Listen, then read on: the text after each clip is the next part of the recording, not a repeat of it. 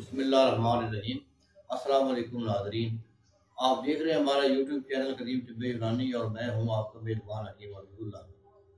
मोहतरम नाज़रीन, आज मैं शुगर के बारे में बात करूँ। एक तो नुस्खा दे रहा हूँ, तो इसका साथ परहेज़ एहतियात सारा कुछ बताऊँगा। देखें, शुगर आजकल बहुत आम हो चुकी है, हर दूसरा तीसरा आदमी शुगर में मुब्तला है। तो इसके लिए बड़े बड़े हुक्मा इसमें फेल नज़र आ रहे हैं कि किसी के पास कोई नुस्खा नहीं। चांद के लोग हैं जिनके पास ये नुस्खा है, और उनमें मैं भी शामिल हूँ अल्हम्दुलिल्लाह। मेरे पास भी शुगर का बहुत अच्छा नुस्खा है। तो इसके इस्तेमाल से शुगर अपने लेवल पे आ जाती है। शुगर का लेवल ये होता है कि ये 150 के 150 के नीचे नीचे हो। बाद डॉक्टर कहते हैं कि 180 के नीचे भी हो तब भी ठीक है। बाहर मरीज ठीक हो जाता है अल्हम्दुलिल्लाह हमारे नुस्खा से। उसका जो लबलब है वो भी बाहर हो जाता है। तो ये जो है शुगर, ये भी अपनी सतह पे आ जाता है। इसका जो परहेज है वो परहेज ये है कि मीठा नहीं खाना, यानी चीनी हो गई, गुड़ हो गई। बाद लोग कहते हैं जी हम तो गुड़ की चाय पीते हैं, गुड़ भी वही चीनी के जुमरे में आता है। इतना मीठा नहीं खाना कि फ्रेश फ्रूट भी नहीं खाना, केला, सेब, अंगूर वगैरह नहीं खाना। आम आम जो होता है मैंगो, वो इस्तेमाल नहीं करना, उसमें बहुत शुगर होती है। इसके अलावा खजूर नहीं खानी, इंजीर नहीं खानी और सौगी नहीं खानी।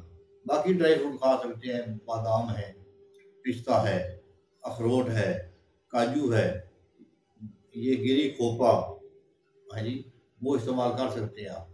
तो ये चाहिए, मतलब कि शुगर के मरीज को ये चाहिए कि ये ड्राई फ्रूट खाए और ऊपर से एक गिलास दूध का पी ले, रात को पी ले, दिन को पी ले। फिर इसके लिए वॉक का होना बड़ा ज़रूरी है। वॉक कम अज़ कम दिन में 24 घंटे में 1 घंटा होनी चाहिए। तो इसके लिए ज़रूरी नहीं कि आप 1 घंटा ही चलें। मसलन नमाज का टाइम है तो आप हर नमाज के वक़्त 12 मिनट चल लें। हर नमाज के टाइम 12 मिनट आप पैदल चल लें, तो ये 12 5 बार ये हो गया 60, तो 60 मिनट पूरे हो गए। बाकी जो खाने का मसला है कि आप गंदम में आपको पता है कि शुगर बहुत ज़्यादा है। तो इसका हल ये हमने निकाला है कि आप 4 आटों पे, 4 किस्म की आटा जो है ना, इनकी रोटी पकाएं, 4 अजलास की, यानी गंदम, बाजरा, जौ और बेसन। बेसन बाजार से ना लें, नाकिस मिलता है। बेसन की जगह ये दाल चना का होता है, वो दाल चना डालें तो उसको पिसवा लें, चक्की वाले से पिसवा लें। तो बाजरा, जौ, दाल चना और गंदम, इसका आटा तैयार कर लें। इसकी रोटी एक सुबह, दोपहर, शाम खा लिया करें, जिसके साथ भी खाएं, सालन हो या दूध। तो बाकी शहद वगैरह भी इस्तेमाल नहीं करना कोई, यानी जिस जो चीज़ मीठी लगती है, ज़बान जिसका टेस्ट मीठा लेती है, वो चीज़ नहीं खानी। तो बाकी जो है ये ज़्यादातर होती है डिप्रेशन की वजह से, मोरूसी भी चलती है विरासत में। तो ये जो है ना डिप्रेशन, इसको ज़रा कम करें। घर के मामलात में ज़्यादा दखल-अंदाज़ी ना करें, बिरादरी के मामलात में ज़्यादा दखल-अंदाज़ी ना करें, ज़हन को साफ-सुथरा रखें। इसके लिए बड़ा ज़रूरी है कि 5 मिनट टाइम की नमाज़ पढ़ें और हर वक़्त कसरत से दुरूद शरीफ पढ़ें, तो इंशाल्लाह बड़ा फ़ायदा होगा।